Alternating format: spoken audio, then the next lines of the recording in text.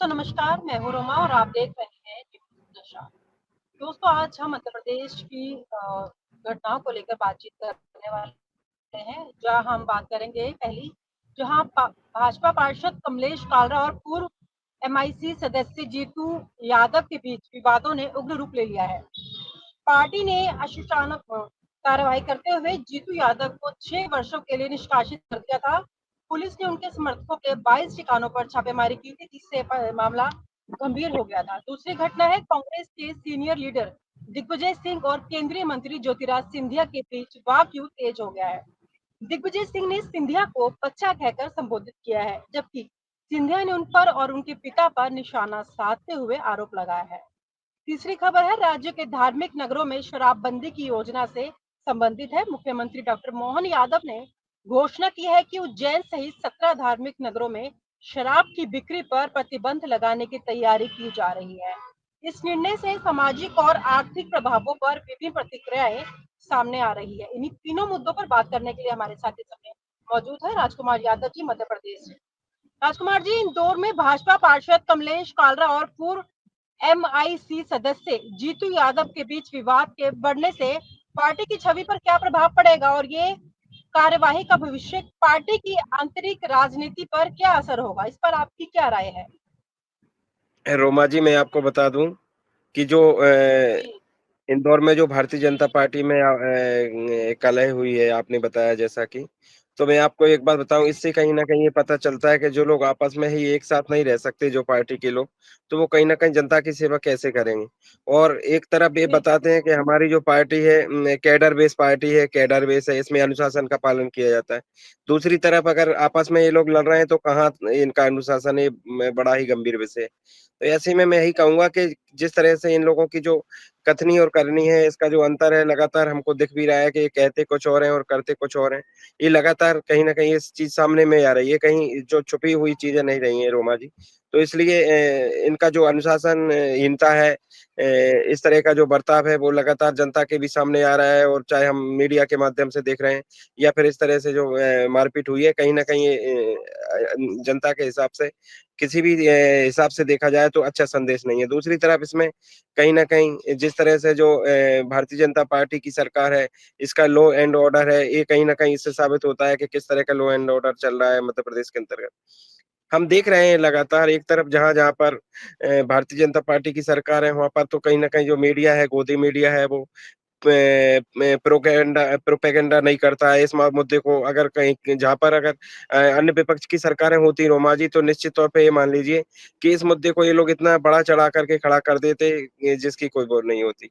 तो चूंकि क्या होता है, इनकी जहाँ जहाँ पर इनकी सरकार है, हम जिस भी मामले को देखते हैं, जहाँ पे भाजपा की सरकार नहीं है, वहां पर क्या करते हैं कि जो मीडिया है, इनका गोदी मीडिया है या मोदी मीडिया कहें, ये लगातार कहीं ना कहीं इन लोगों का इस तरह का जो है बर्ताव रहता है। और कहीं ना कहीं जनता के मुद्दे से भटका करके ये पार्टी के लिए काम करते हैं, जो बड़े बड़े मीडिया वाले चैनल के लोग हैं जी।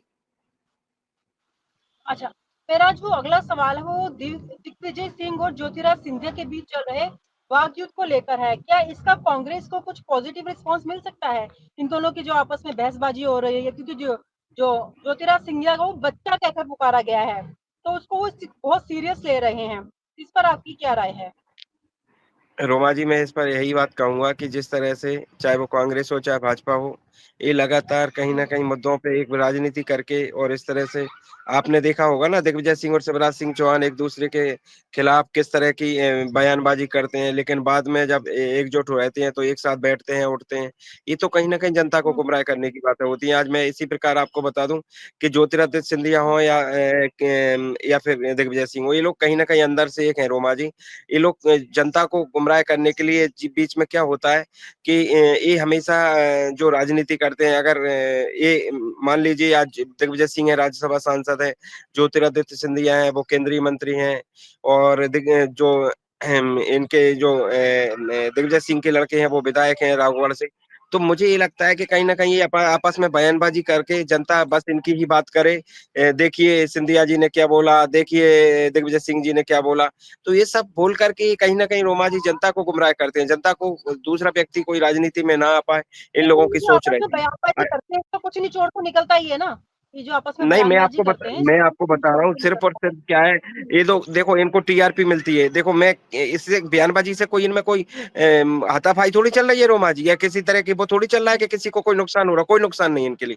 ये क्या करते हैं कि ये बयानबाज़ी करके लगातार मीडिया में बने रहना चाहते हैं, मीडिया में बने रहते हैं, इनको टीआरपी मिलती है। तो ये सब चीज़ें रहती है, कोई इसमें वो थोड़ी है इनको कोई नुकसान हो रहा है, इनको तो ही हो रहा है ना। जनता चर्चा कर रही है, आज हम लोग चर्चा कर रहे हैं कि साहब सिंधिया जी ने कहा कि दिग्विजय सिंह ने ये जनता में बने रहना चाहते हैं, जनता में कहीं न कहीं टीआरपी के माध्यम से जनता इनको जाने-पहचाने, जानती-पहचानती ये अलग बात है, लेकिन हमेशा ये जनता में बने रहना चाहते हैं, जनता इनकी चर्चा करे, इस तरह की बात। इससे ओबीसी, एससी-एसटी अल्पसंख्यक लोगों को कोई फायदा नहीं होगा रोमा जी। जहाँ तक हम देखते हैं कि ओबीसी, एससी-एसटी के लोग सुनने वाले हैं, आज मैं क्या बोल रहा हूँ, हम हमें इनकी चर्चा करने की बजाय हम लोगों को आगे बढ़ना चाहिए। मैं लगातार यही बोलता हूँ, हमारे जो युवा हैं, सभी लोगों से ये बोलता हूँ कि आप नेताओं की चर्चा करते हैं, नेताओं की चर्चा आज हम देख रहे हैं, बड़े-बड़े मठाधीश हैं, संत हैं, जो कहीं कुछ है, तो वो भी अपने आप में एक संत जो रहते हैं वो जो कथावाचक है, दूसरी बात बोल देंगे, तो वो दूसरी बात बोल देंगे, दूसरी वाले कथावाचक, फिर आपस में जनता चर्चा करेगी, देखो साहब वो कथावाचक हैं, वो अच्छा बोलते हैं, वो कहेंगे।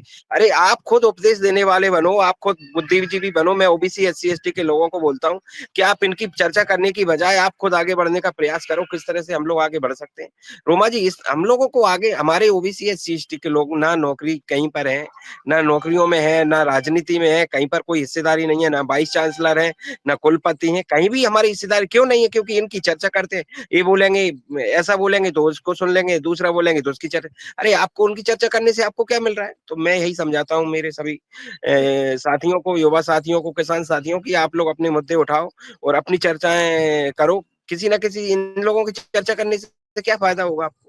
इस तरह की लगातार में 5-6 साल से हम लोग जागरूकता के साथ मध्य प्रदेश में काम कर रहे हैं, देश में भी काम कर रहे हैं और हम लोगों ने कहीं न कहीं नए-नए युवा तैयार किए हैं, चाहे वो किसान लॉबी में हो, चाहे युवा लॉबी में हो, चाहे वो भी एससी-एसटी के नए-नए नेतृत्व करने वाले, जगह-जगह प्रतिनिधित्व करने वाले ब्लॉक, जिला, गाँव और प्रदेश स्तर पे हम लोगों ने एक टीम तैयार की है, वो टीम लगातार काम कर रही है। रोमा जी, जैसा कि आप आपके चैनल पे भी लगातार दिखती है। मुद्दा है वो जनता के साथ-साथ राज्य के साथ नहीं उल्टा देश के साथ जुड़ा हुआ है। जनता को लेकर तीसरा मुद्दा है जहाँ मुख्यमंत्री ने 17 धार्मिक स्थलों पर शराब की पाबंदी करने का जो बीड़ा उठाया है, इस पर आपकी क्या राय है? क्योंकि ये करना बहुत मुश्किल है। क्या उसे बंद कर पाएँगे जो 17 धार्मिक स्थलों में इन्होंने शराब बिक्री पर प्रतिबंध लगाने का फैसला लिया है? इस पर क्या राय है रोमा आपकी? जी, मैं आपको बता देता हूँ, मैंने कल हुँ, भी डिबेट में आपको बताया था, अभी भी बता देता हूँ कि देखिए ठीक है, आपने धार्मिक स्थलों पे शराब बंद की है, बहुत अच्छी बात है, खुशी की बात है, प्रसन्नता की बात है और हम आपके फैसले का स्वागत भी करते हैं। लेकिन रोमा जी, इन सब चीज़ों से काम नहीं चलेगा कि नायब तहसीलदार का नाम नायब तहसीलदार कर दो, कृषि विस्तारक अधिकारी का नाम कृषि विस्तार अधिकारी कर दो। इन सब से काम नहीं चलेगा रोमा जी, आपको देखना पड़ेगा मध्य प्रदेश में कर्मचारियों को बहुत कम वेतन मिलता है। मध्य प्रदेश एक ऐसा राज्य है जहाँ अतिथि शिक्षकों के भरे से स्कूल चल रहे हैं रोमा जी। यहाँ पर ना किसी तरह से शिक्षा व्यवस्था बदहाल है। तो इन चीज़ों पे जाना पड़ेगा। ठीक है, अच्छी बात है धार्मिक स्थलों पे आपने शराबबंदी कर दी।